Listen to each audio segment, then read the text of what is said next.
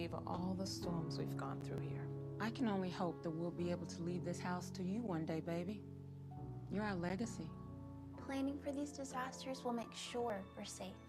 It's the best way to protect that legacy. Protect your legacy.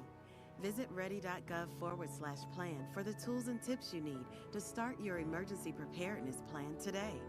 Brought to you by FEMA and the Ad Council. As an 18-year-old, I let my mistakes kind of take over my life. I was 0.5 credits away from completing high school, and I didn't do it. 10 years later, at age 28, Jackie finished her high school diploma. When I found out that I was pregnant, I know that I had to do something for myself if I wanted to make her a better person and provide a better life for her. My family never stopped pushing for me to be better because they knew what I could become and who I could become as a person. My support team is amazing. The educational director, my sister, and even my 7-year-old daughter has just been more than the support that I could ask for.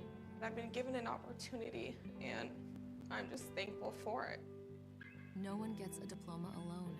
If you're thinking of finishing your high school diploma, you have help. Find free adult education classes near you at finishyourdiploma.org. That's finishyourdiploma.org. Brought to you by the Dollar General Literacy Foundation and the Ad Council. My early Alzheimer's diagnosis was hard to take. But it gave my mom and me more time to plan, together. Talk to your family about seeing a doctor. Go to alz.org/time-to-talk. A message from the Alzheimer's Association and the Ad Council. If you came across someone struggling with hunger, how would you recognize them? By their clothes, their age, the way they speak? Would you notice a 16-year-old boy who got his first job? Not for extra spending money, but to help feed his little sisters? Or a mother who's in between jobs And sometimes goes to bed hungry so her kids can have dinner. or a 14-year-old girl who signs up to every after-school activity, Not to make friends, but just to get something to eat.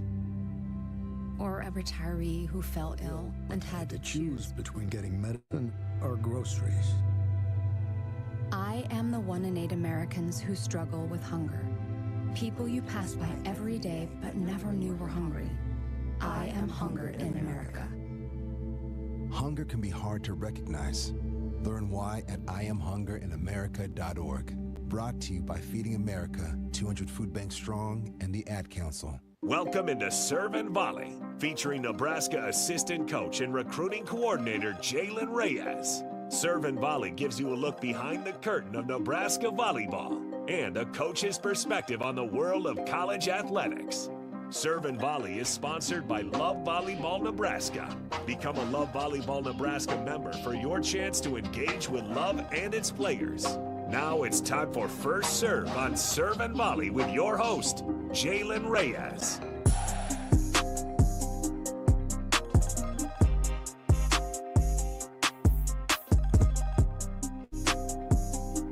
All right, welcome in to another episode of Serve and Volley. Harrison Arns on the ones and twos. This is a pre-recording, but a pre-recording just from a few hours ago when you guys are listening to this.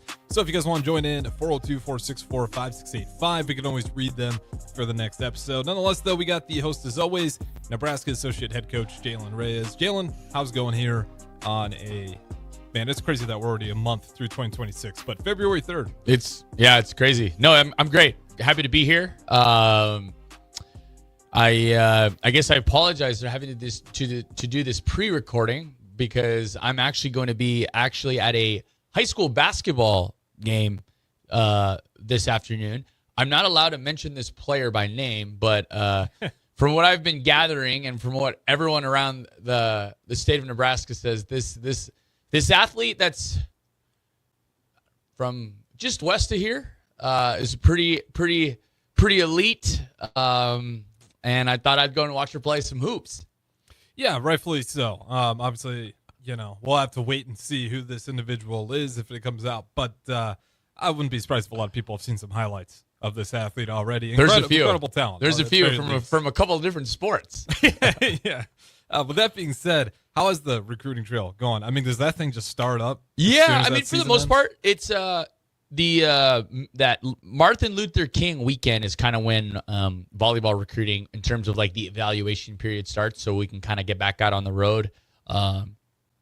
our calendar changed like a couple years ago to where before it used to be President's Day weekend. Now they kind of moved it up a month or so. So, no, it's been good. There's club tournaments all over the country. I've been to like that opening weekend in January before school started. I went to a couple. I think it's been well documented. Like Coach Danny and I went over to Europe and watched some players, and now we'll kind of hit some local kids. And the next big one is next weekend. It's called Triple Crown. It's down in the Kansas City area. It's President's Day weekend. It's, in my opinion, it's like the biggest club volleyball tournament in terms of like lots of elite prospects at the beginning of the recruiting season. They're all playing in kind of a central location. So pretty much everyone in the volleyball world is in Kansas City starting next Thursday through, Monday afternoon.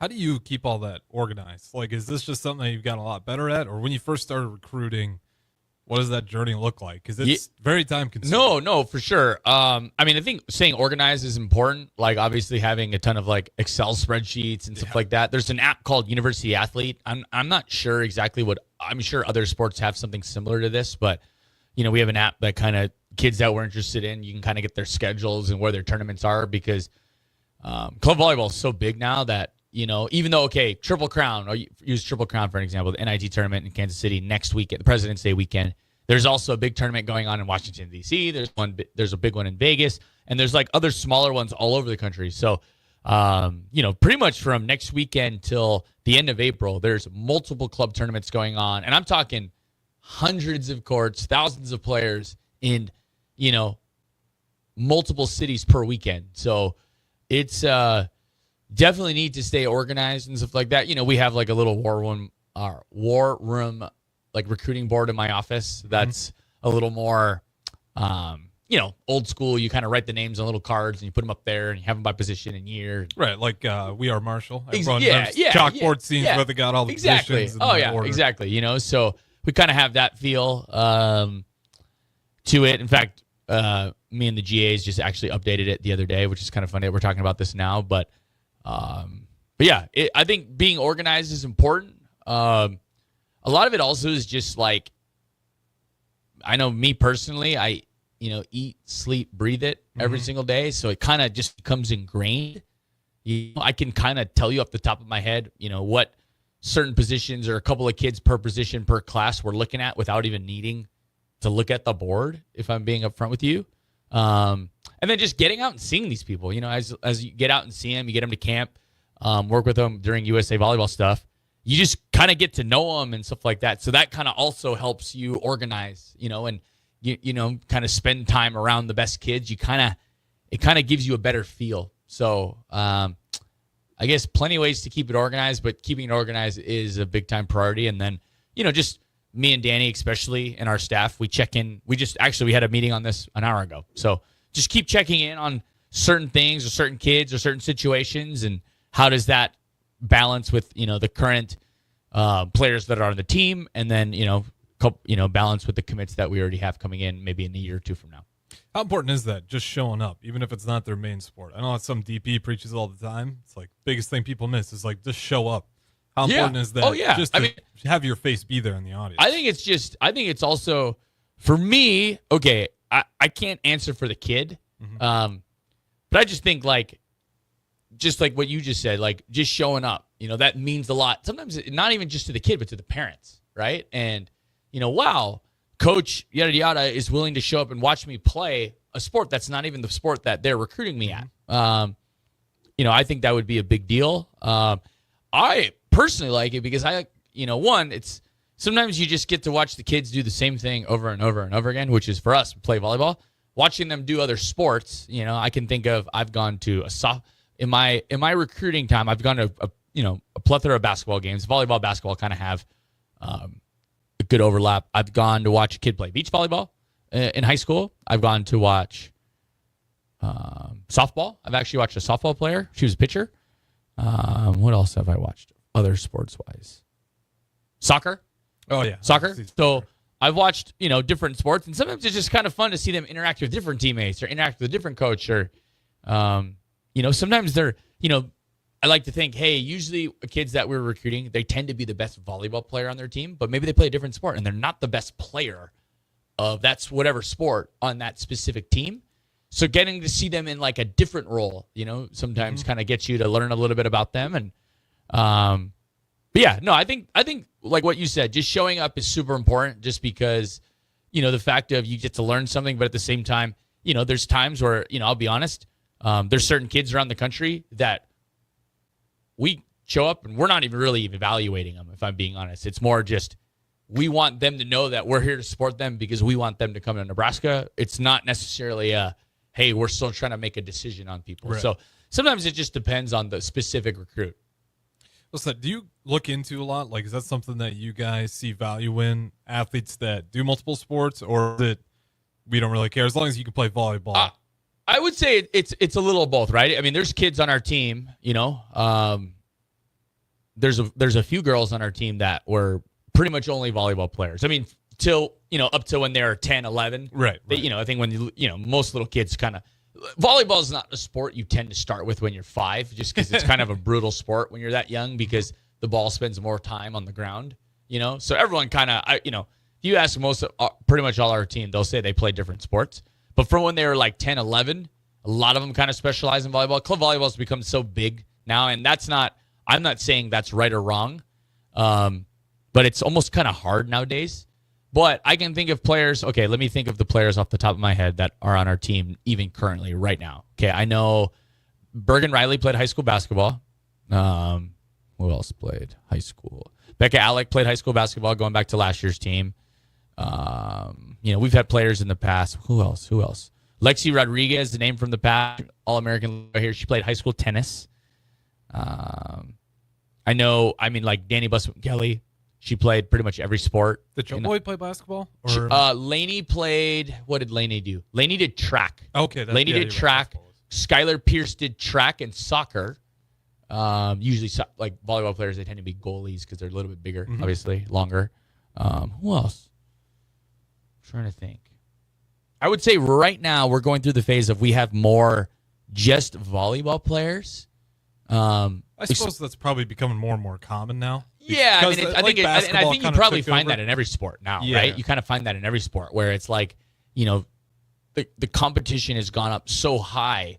It's like you kind of have to spend the most time doing your sport or else you might fall behind somebody. Well, there's a little bit of that. It's open too, Yeah, and I think just club, right? So like, for an example, some club teams started playing the beginning of January and they'll go all the way till April. So it's like really hard for somebody nowadays to play high school basketball. Again, that's not saying this is right or wrong. This is just kind of how it is.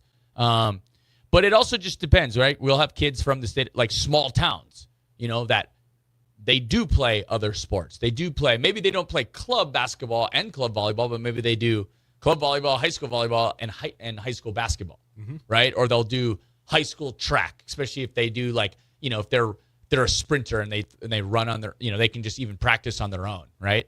So, preferably, I like when other athletes play other sports when I think it's really good for them physically. I think it's really good for them mentally with burnout. I think it also just gives them, one, it's you're practicing athletic patterns that are different than volleyball. One, I will admit, realistically, especially to come play for us here at Nebraska, you have to be an elite level volleyball player, right? So if the other sport hinders your ability to become this elite volleyball player, you might not make it to a certain level, right? But there's sometimes where, someone's so athletic or is driven or maybe has a family tie to a certain sport that they want to keep pursuing that sport. That's totally fine for us. So there's not like hey, we love multi-sport athletes, but if you look at our current team, a lot of the players, necessarily once they got into middle school, high school, they only played volleyball. So I think it ebbs and flows with certain teams. I know certain coaches have philosophies on we're only going to recruit multi-sport athletes. I just think nowadays that's becoming, further and far between. Yeah, and I think a lot of it too. You kind of pointed it out, but now a lot. I guess Harrison, I guess I lied to you.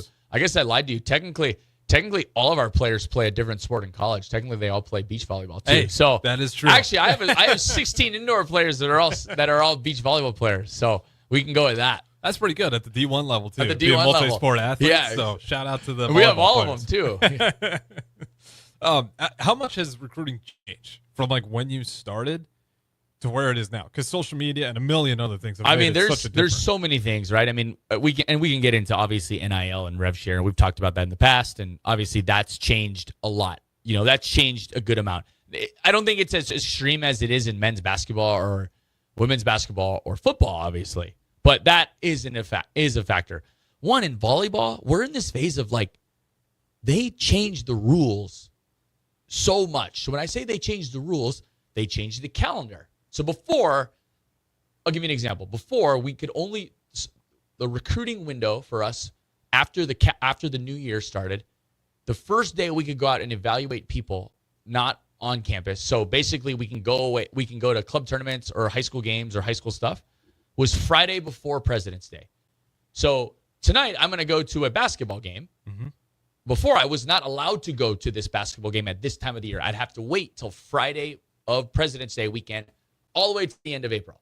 So one, our calendars changed a ton.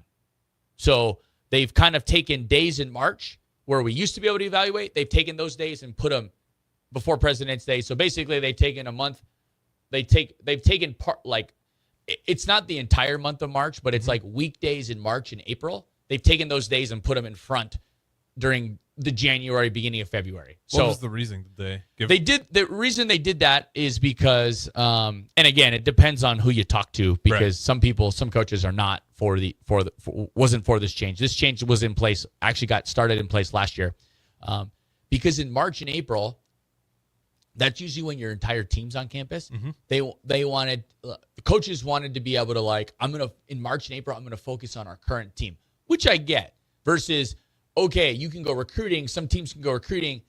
Some staffs felt like, okay, they're training their team, but they're sending two coaches out recruiting at the same time during the week. So now it's like nobody can go out recruiting those times. So I would say our calendars changed a ton.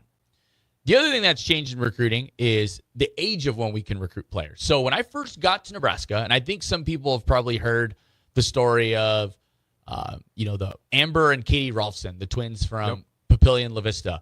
They committed as 8th graders. They were kind of like one of the two first volleyball players to commit even before high school. And then a couple of other kids from other schools started doing that. I can think of Rebecca Alec. She committed before she even went to one day of high school. She committed at July after 8th grade year. And there's a few other players that we've had in the past, Lexi Rodriguez, Lindsay Krause, that come to mind, that committed to Nebraska or to college before. Now, we can go and watch players that are younger than this, but we cannot talk to them about recruiting talks or offer them a scholarship until June 15th after their sophomore year.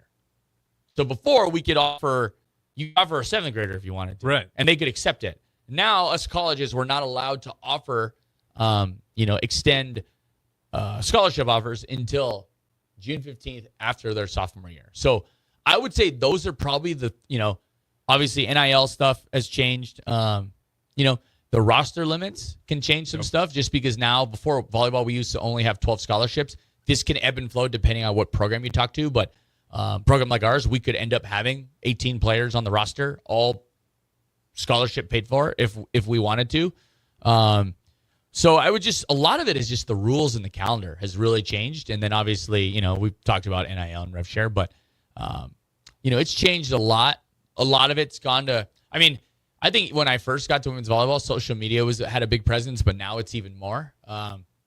One, just because of social media, USA Volleyball stuff, and these big, massive club tournaments, and there's so many of them. Kids are just getting looked at younger now because they're playing younger, they're out there, they put themselves out there. Their parents, they're kind of part of the recruiting process too now. So I think like anything in general, there's just more information out there sooner. So I feel like I know. Before it was like, okay, the best 9th and 10th graders around the country, but I feel like because of social media, you kind of know who even in 7th or 8th grade is pretty good around the country. Right. So it's just happening younger. It's not like we can offer them younger, but we start to follow people a little younger just because it's just the information's out there now. Have you had to, well, let me rephrase it. Has the value of certain things changed with athletes? Like, have you noticed the transition of, does the university facilities matter? Is it just that winning culture? That's a good question. I feel like that ebbs and flows a little bit, and I felt like it always did. Obviously, I can I'll speak to people here at Nebraska. Like, I think probably you ask this question, everyone's going to probably think of like money, right? Don't get me wrong, our players are really well taken care of, but it's not like all we did was talk to them about how much we would pay them and they're going to come here, so that part hasn't fully changed for us yet. Yeah, I mean, winning culture. This is one thing I do feel because of the access to information young kids have. I feel like a lot of recruits and parents, they know way more about the volleyball program than maybe they did 5 years ago, right? They know more about the players, obviously. Well, nationally, they talk about it more as well. So I think it's just I think that's one thing that's changed. It seems like you're not having to educate parents on or kids on lower level things because they just know, they follow it more, right? College volleyball and television more. Obviously, a lot of the players, including ours, they're on social media. So I feel like kids and parents feel like they know them more. They know a little bit more than maybe we were having to like fully educate people on certain things 5, 6, 7 years ago. Well said. And, well, we got maybe a couple questions left before we get to our first break here. Do you kind of take a page out of the Tom Osborne book when you're recruiting athletes of, let me make sure these parents really know that it's not just about the sport. Like, I'm here to take care of your daughter? Yeah, I mean, that's one thing that we try to illustrate to them. Like, we're going to make them better volleyball players, but we're going to try to take care of them, in school, academically, off the court. We talk about, big thing for us is like, I don't know, I'm not a parent, but like, I'd want to feel like my daughter's been taken care of. Is she safe? Is she having fun? Is she growing? Is she learning?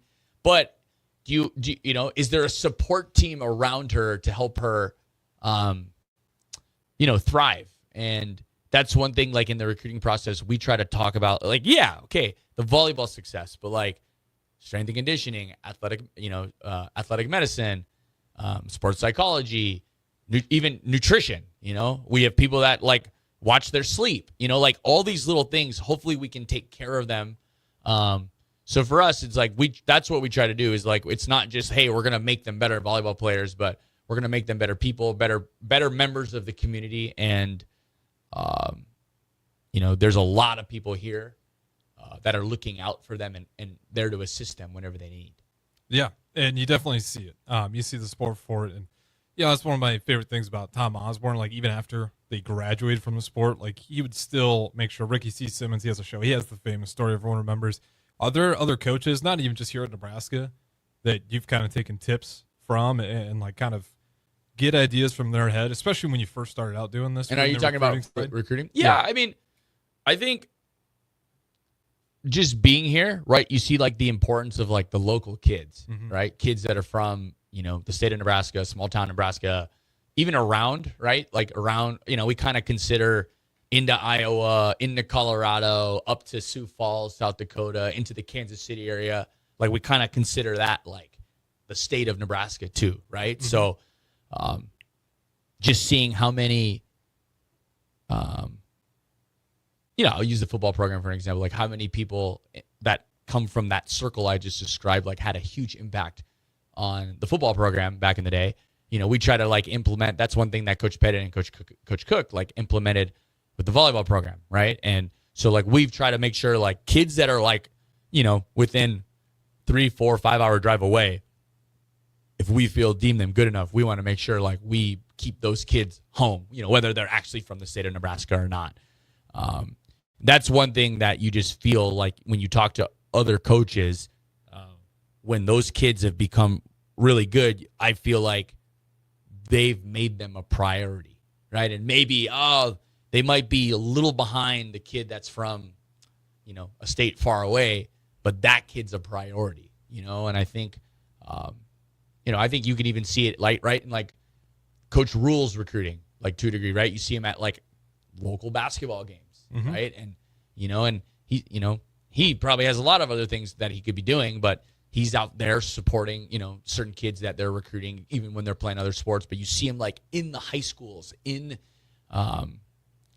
the grassroots areas that are super important, especially for, us at Nebraska, like what Nebraska Athletics, where we don't have this massive city, like one big, we don't have a Dallas that we're a part of that, like we can just pump kids from this one place. We kind of need to make sure that it's like I think going to these like smaller venues and smaller schools to watch athletes, you almost kind of, I don't know, the towns and the people kind of become like your best recruiters, right? And next thing you know, it's like, Tom from Superior's reaching out about, hey, there's a girl from Scotts Bluff that, and whether they're good enough or not, I think is awesome because it's like their, word of mouth is getting around. And when someone sees an elite athlete, especially on the female side, I mean, Danny or I are like the first ones to hear about it. And then sometimes it's like, we don't know if she's a volleyball player, but she's 6'2" and she moves pretty well on the basketball court. I'm sure she plays, so it's I don't know. That's like the biggest piece of advice is like, hey, kids that are elite that you feel like can help you that are from this area, like we need to get those guys, because I don't know. They also just like it's in their blood, right? Like Nebraska's in their blood. So when things don't go well or whatever, they're the ones that are willing to kind of stick it out and because, hey, this is home to them. And, their dream always was to be a Nebraska Cornhusker. So even if, hey, they don't experience instant success right away, they're less likely to make changes or decide, hey, to go elsewhere. So that for us, it's like that's super important because nowadays, like it's impossible. Everyone can't play, so it's like we need kids to be able to, hey, you're going to stick it out and, maybe you wait it out a year or two and then you'll get your chance and you'll be ready. Yeah, it's one of those things that's really tough because you only get so many scholarships to give out as well. I know Matt Rules talked about it on, you want to recruit everybody in the state, but sometimes you just can't quite do that. You kind of answered a little bit, but why is it, such an obvious priority? Maybe it's an easy answer, but I think Nebraska is good enough that the connections locally are great, but say you wanted to go recruit a bunch of players off the West Coast. I think Nebraska is a good enough school. You can make those connections with probably some of those West Coast coaches. Why is it so important just to lock in that regional area? Is it purely culture or? Culture for sure. I mean, it's just, it breeds this like family feeling, right? Like they're close to home. Mom and dad can come and see them play all the time, right? That matters to people. Kids can go home whenever they need to. I also just think it's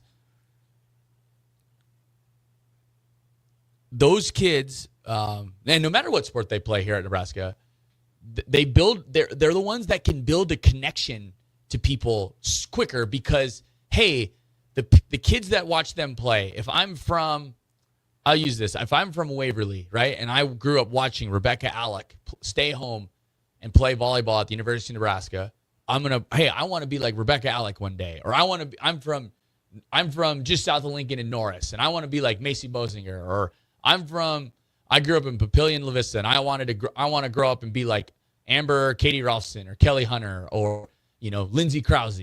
So I don't know. It's just one of those things where like this program has and this athletic department has a huge connection to the state, and not every school can say that about the connection to their state, right? One, we're the biggest state school, and two, it's like this is a red state, literally and figuratively.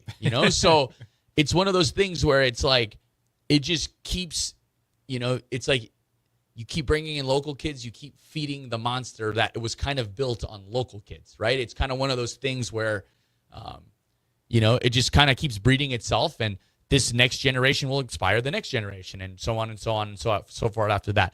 And I think I think everyone, there's a million ways you can verify this. Obviously, if you looked at our stadium match that day, like what volleyball means in the state of Nebraska, like I'm not going to say every little girl, but it seems like every great athlete that plays sports here in Nebraska, if they're a great athlete, they've probably tried volleyball. Yeah. You know, I don't know if you can say that about other sports, but I know there's a lot of great sports out there, and there's a lot of, great athletes that played a bunch of different sports, but it's like there's so many little girls that they want to become athletes, they want to become volleyball players, and they want to play volleyball at Nebraska.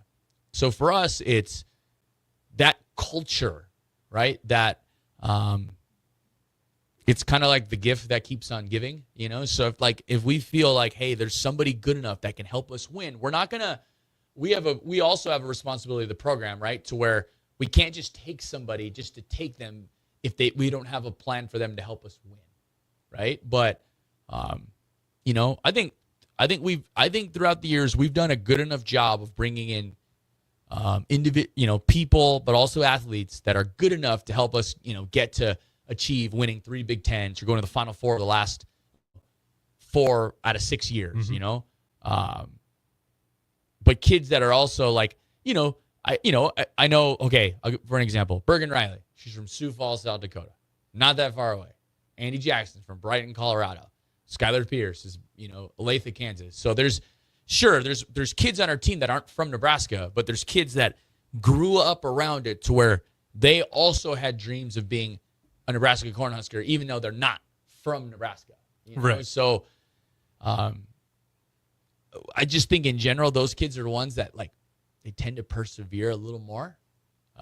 Which makes sense. And they tend to, hey, I'm invested in this because I've always been invested in being a Nebraska Cornhusker from when I remember playing my first volleyball game, So it's, I don't know, there's a lot of reasons, but for me, it's like, man, if someone's really, really talented and it makes sense and they're a great human being, come from a great family, priority number one is to keep them home. And then, hey, we'll lose, if there's elite prospects other places, I think we've also shown we've had the ability to go get those guys. And don't get me wrong, there's a bunch of those guys that, this upcoming recruiting class we're going to try to go get too. So there's a balance, but that's something that we always talk about is, it's always great to have local kids because, the cool part for me, I get to work with 3 of them each and every day. Danny Busman-Kelly's from, down south, Freeman.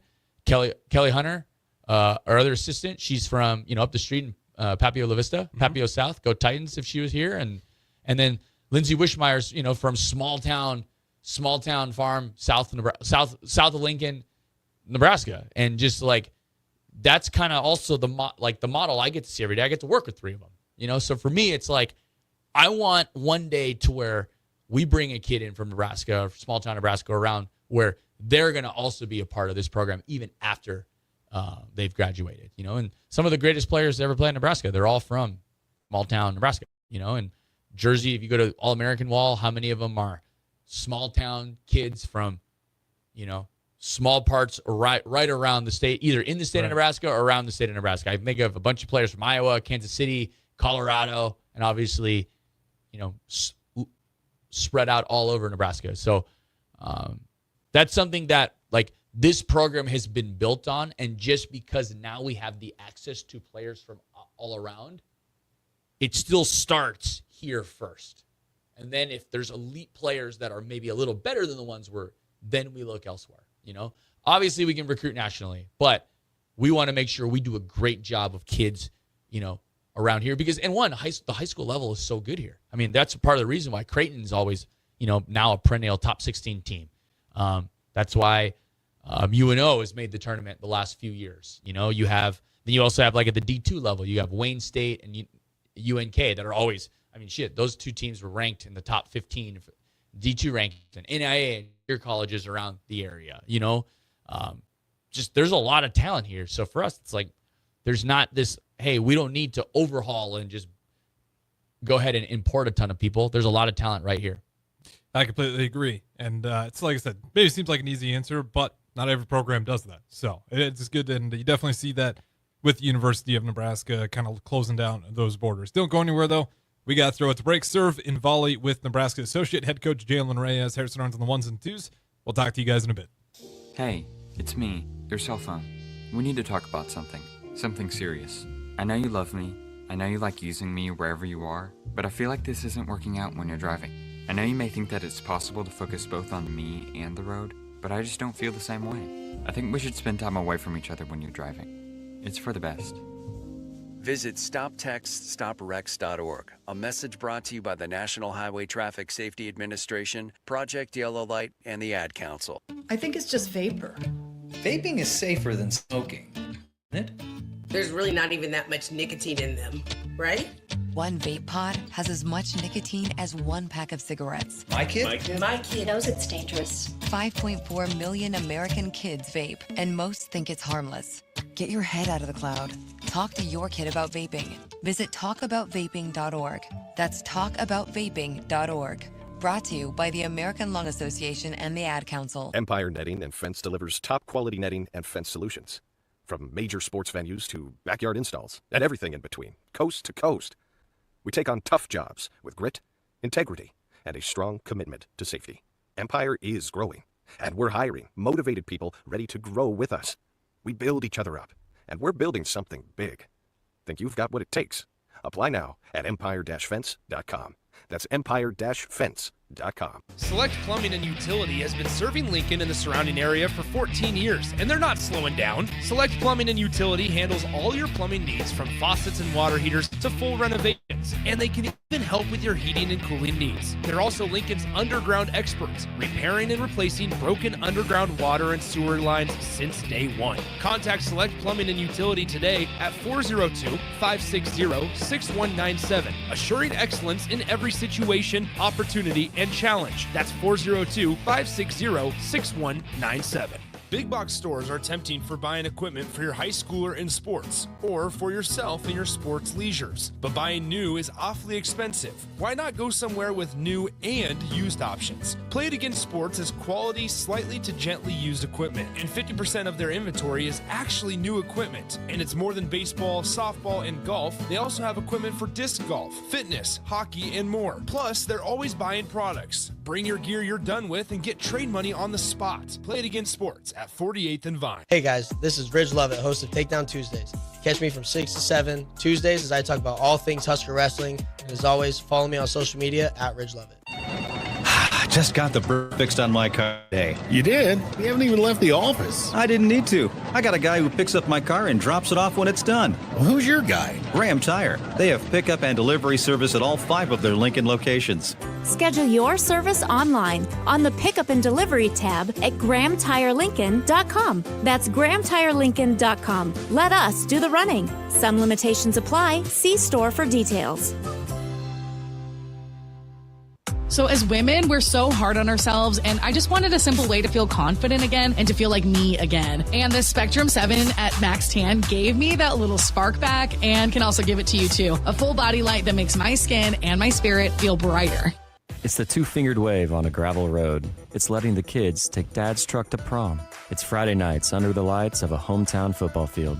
Eustace Body Shop knows small towns. It's where our values are rooted. We treat our people right, and in turn, they treat you, our customer, right. And we give back to our communities. Not much more small town than that. Eustace Body Shop, small town service, big city technology. The most recommended Eustace Body Shop. That's who we are. Let's fly. Your next trip starts at Lincoln Airport with American Airlines. Now flying nonstop service to Dallas, Fort Worth, and Chicago. American Airlines connects Lincoln to major hubs and destinations around the globe. Wherever you're headed, LNK gets you there with new nonstop flights on American Airlines. Now boarding. Convenient, fast, and stress-free. Book your next flight at LincolnAirport.com. LNK, make flying easy. Welcome into Serve and Volley with your host, Nebraska assistant coach and recruiting coordinator Jaylen Reyes.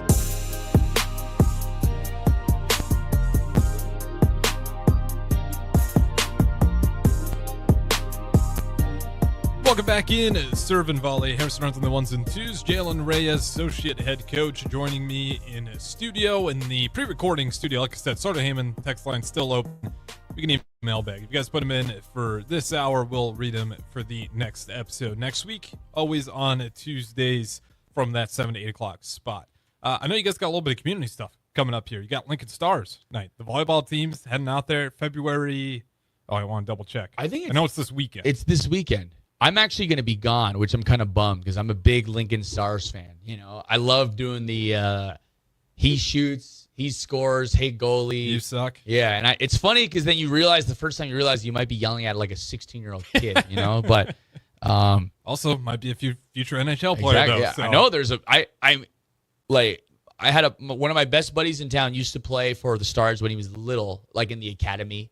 And you know, I go to the games with him, and hockey games are intense for those who've never been to a hockey game. I mean, they are probably, those guys are athletes. One of the, I mean, not like other sports aren't athletes, but those guys are athletes. And I think there's also like something maybe not quite screwed in up there, but like, I mean, they're when you just really watch them play. But no, those games are awesome. It's the 6th, I believe. I am pulling it up right now because I want to be absolutely sure. February 6th, you are correct, and I believe that is the Phantoms. Yeah, you got the Youngstown Phantoms, February 6th. So if you guys haven't checked it out yet, that is 6:05 on Saturday. Go out there. You guys doing the puck drop? I know. I saw Danny Busboom Kelly's getting a Stars jersey. And have you gotten a Stars jersy? I do not have a Stars jersey. I would love to, like... If someone's listening to this, I would love a custom Jaylen. I'll even pay for it, a Stars jersey. But no, I know there's certain things I'm leaving town this weekend. I'm actually going to go recruiting, and then recruiting is actually in Arizona, so I'm actually going to stay, make it a buddies trip, and then actually on Sunday we're going to the Waste Management. Okay. Kind of have a buddy that hooked us up with wristbands in the 16th hole, so it'd be kind of fun, little couples, friends trip that are, you know, I got some buddies coming kind of from all over the country for the weekend, and then we'll watch the Super Bowl, and then we'll come back I'll get back here on Monday. So it's kind of a recruiting trip parlayed into a little personal trip since we're out there, kind of get out of the cold, play a little golf. You know the deal. Yeah, that's the one. But I'm kind of bummed I'm missing a Lincoln Stars game because that sounds like a blast because they always are. They really are, and they're having a pretty good run right now. So again, if you guys haven't checked out the Lincoln Stars, they're doing great. You can also see the volleyball team out there on the 6:05 as they got the Youngstown Phantoms. What are some of the more favorite things that you've done community-wise, you know, with this volleyball program? Because kind of going back to the recruiting and the local kids. No, I mean, you see this volleyball program out in public. One, I would say the girls, especially the players, they get pulled into a lot of things. You know, there's so many community things that are available to us. I mean, one, this radio show, like most people aren't talking to an assistant volleyball coach at different schools. So like the fact that 93.7 and your bosses and you, Harrison, feel that it's important to talk to Jaylen every Tuesday. For me, it shows that people care, you know. Shout out Love Volleyball, too, you know, because they put their faith into this. So, okay, so I would say that first, for instance. There's a lot of different things. A lot of them do camps.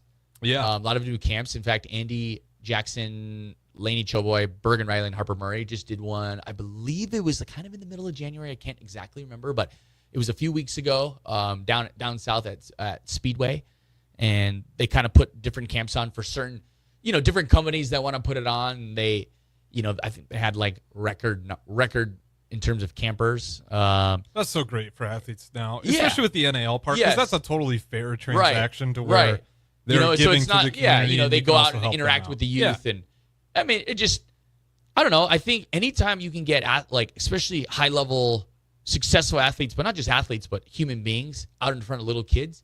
For me, like at the end of the day, that just I look at them as they're going to be, hopefully they're positive influences on kids, and that just makes communities better, you know, makes families better, makes, you know, humanity better, you know, and stuff like that. I mean, I'm trying to think what else we've done. We've done any caroling. Yeah, I've done that. I've done what is the golf tournament? It's the Corn Ferry Tour tournament in August up at Indian Creek. Okay. I think it's called the Pinnacle Bank Open or something like that.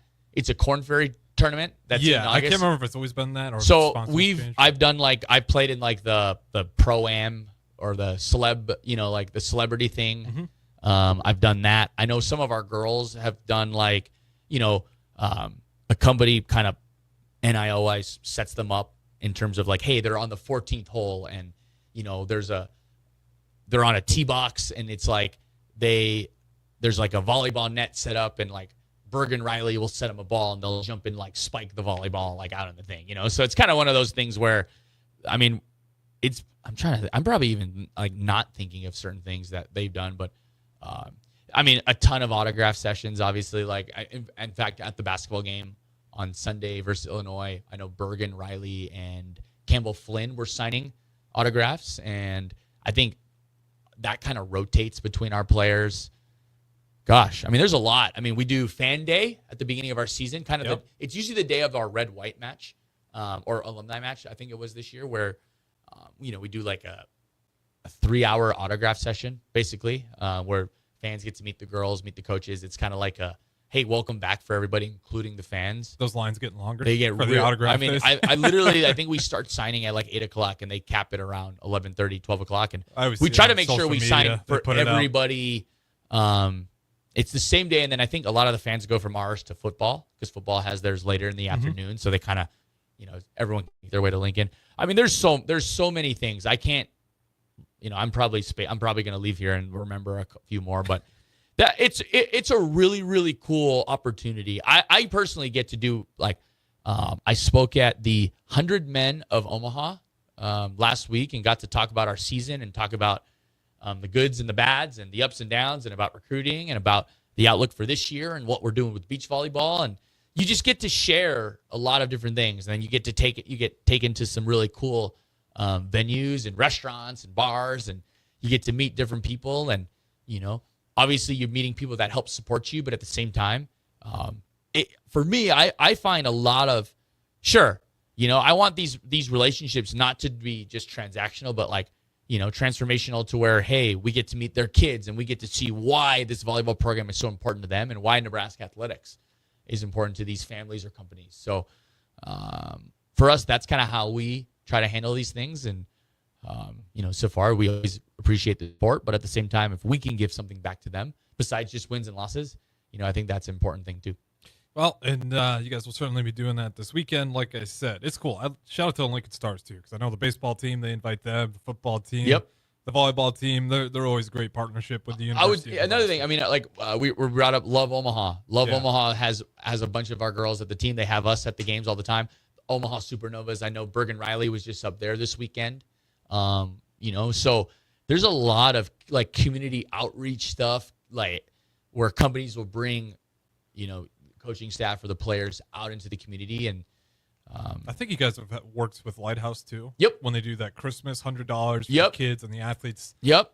Which is a really there's cool so many that we can, and sometimes it's very seasonal. So it's kind of as you make your way into February and March, there's different ones that we've done that, I guess I apologize for not remembering a lot of them off the top of my head. You're a busy guy, so but I think people it's it's one of those things where, and that stuff matters. Yeah. That stuff really matters, and that's something we've tried to, attitude of gratitude with the girls, where for us it's that stuff, that all that stuff matters, and not just because maybe this company is giving you money, but they're giving you an opportunity to explore certain things or meet certain people or travel to these cool places, and but yeah. We're just lucky that you can use the sport of volleyball to kind of, as a vehicle to kind of make all these connections. Well said. And again, one more time, 6:05 Saturday, Lincoln Stars versus the Youngstown Phantoms, and the volleyball team will be doing the puck drop. And I imagine they're nice enough. If you run into Bergen Riley and ask her for an autograph, I'm sure she'd say yes. So keep that in mind. You guys are going out there this weekend, but we got to throw it to break. Don't go anywhere. Serving Volley with Jaylen Reyes, Harrison Arns. Talk to you in a bit. Tom, did you know there's a place kids can seek out help when they're away from home and something goes wrong? They find themselves in a difficult spot or even a dangerous situation. Maybe another child is bullying them or a stranger is following them. Perhaps a date and things just go bad. In Lincoln, here's where they can find help. It's called Safe Place. Safe Place is a national program for children taking place in thousands of cities across the United States. The People City Mission is sponsoring this program in our community and has set up a number of businesses, fire stations, schools, and nonprofits around the city to become safe locations where kids can seek out help. They just need to look for the big yellow sign that says Safe Place on it. Then go inside and ask for help. We will be quickly connected to them and ensure they make it back home or to whatever resources are needed. If you'd like to find out more about Safe Place and ways in which you can get involved, Just go to pcmlincoln.org. Remember, when we all do a little, we change a lot. This is how we do every day. We be grinding, and if you wanna come and text us, If you love them enough to turn off your music and pretend like their music is your music, This is Mommy's jam. then surely you'll check nhtsa.gov/the right seat to make sure they're in the right car seat. Let's play it again. Check today at nhtsa.gov/the right seat. Brought to you by the National Highway Traffic Safety Administration and the Ad Council. I get it, slip it, cuff it, check it twice a day. I get it, slip it, cuff it, check it in the morning and before dinner. I get it, slip it, cuff it, check it, and share it with my doctor. Nearly 1 in 2 U.S. adults have high blood pressure. That's why it's important to self-monitor your blood pressure in 4 easy-to-remember steps. It starts with a monitor. Now that I know my blood pressure numbers, I talked with my doctor. We're getting those numbers down. get it, slip it, cuff it, check it. Talk to doctor now and share it. Be next to talk to your doctor about your blood pressure numbers. Get down with your blood pressure. Self-monitoring is power. Learn more at manageyourbp.org.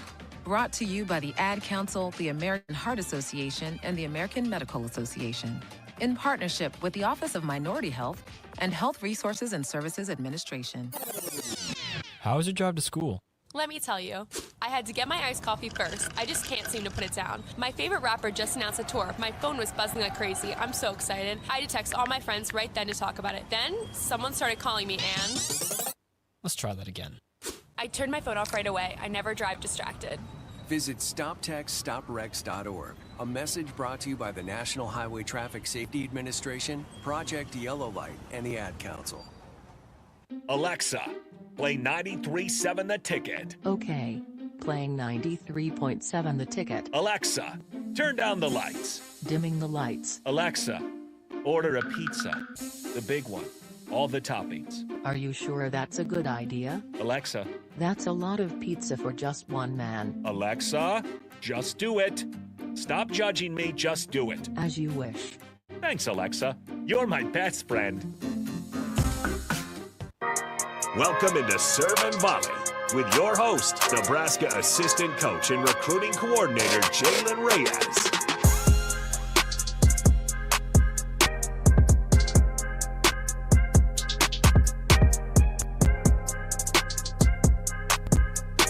Welcome in, final segment, Serve and Volley. Nebraska Associate Head Coach Jaylen Reyes. Harrison Orange on the 1s and 2s, as always. Like I said, you guys can still feel free to text in. We can do a little bit of mailbag. We'll read them for next week's episode if you decide to do so. Since we only got about 3-4 minutes left here, Jaylen Reyes, I'll ask you this before we get out of here. What are some of the things you really look forward to the most when you hit off-season? Whether in the volleyball world is, whether it's the recruiting, matches coming up, just watching certain athletes develop in the offseason. What are the things you really look forward to? I look forward to, one, beach season. You know, beach season is awesome because you get to see them in a different element. Sure, it's volleyball, but a lot of it's, I mean, the way you play beach volleyball, some skills are very different than how you do them indoor.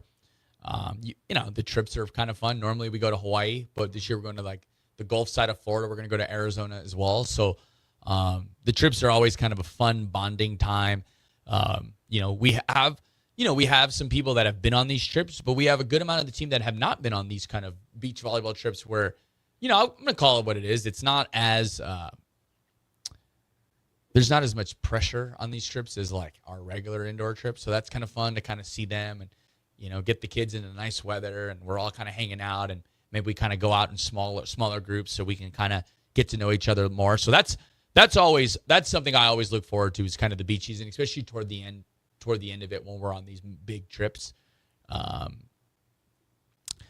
You know, I think the other thing I look forward to is and because typically we always have a few freshmen that graduate high school early and they enroll in January. So getting to know this freshman class and, you know, a kid like Gabby DeVita, you know, she's been on our radar since she was like an 8th grader, 7th and 8th grader.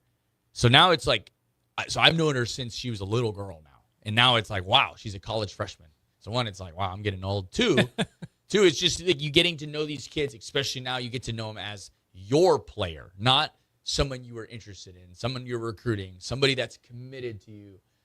Like, you're getting to know them as like, hey, now we're officially on the same team. So I would say those are the two biggest things I look forward to the offseason. You know, we have different phases. I love recruiting, so that part's great. But like, I do a good amount of recruiting also in the season too. So it's not like, oh, it really turns on and off. But I kind of look forward to like the development piece once we get back after spring break. So those are probably the top three: are the beach trips, getting to know the new players / the freshmen for the most part, and then, you know, getting after it those last couple weeks of March, all the weeks of April, you know, getting back to kind of the sport that we all kind of signed up here to do. So, and then one more time, when do we get to see the Multisport athletes, the beach volleyball team out there? When you guys start up? We start up our first match, and maybe help me with the date here. It's the last Monday of February. So it's the week. It's literally the week after President's Day. We're going to play Ottawa University from down in Kansas. Home February matches, we kind of 23rd. play a bunch of smaller schools that are around here. We're going to be playing at 11:15 a.m. We're hoping sometimes, you know how all us Nebraskans, sometimes we randomly get like a 55-degree This weekend, day. we're looking at like 50 degrees. So if we get one of those, we'll even play outside. And we've played at like the courts right outside of like the university suites on that kind of southeast side of campus. So, you know, if it's nice out and we get to play out there, I encourage fans to come out and watch us play, give us some support. You get to even watch, like, you might even never watch the beach volleyball game before and like, why are they switching sides? Why are the coaches walking with them? You know, why is Jaylen, all he's wearing is sunscreen and sunglasses, you know? So it's, you know, that's kind of what we're hoping for. And hopefully we get some nice weather. And then we play later that week. I believe on a Friday we host Trinidad State out of the state of Colorado. And you got Ottawa and then Wayne State. Yep. And then you got Trinidad. Yep. We play all three of those guys. So it's going to be it'll be a kind of a fun week. And hopefully we can kind of, you know, depending on the weather here, we can play those outside because there's you know, in my opinion, they're a little more fun than playing in the Hawks Championship Center just because, you know, you're playing beach volleyball and its element of being able to play outside. So, you know, at the end of the day, that's up to Mother Nature. Either way, we're excited to play those guys and get our season going. And, you know, we kind of have 3 to 4 weeks more of training. Training's been going well so far, and we're looking forward to kind of starting the beach season off with a bang. And I know the Nebraska fans, they'll probably show up. They will, especially in this Lincoln. They usually do. Right. They usually do, especially if it's nice outside. It starts February 23rd, like he said. Then also this weekend, if you want to see him a little bit sooner, again, Stars 6:05 on a Saturday as the Lincoln Stars take on the Youngstown Phantoms. The Husker volleyball team will do the puck drop and watch that game in attendance with everybody else. Appreciate everybody listening. This has been Serve and Volley. That is Nebraska Associate Head Coach Jaylen Reyes. I'm Harrison on the ones and twos. Enjoy the rest of your Tuesday night.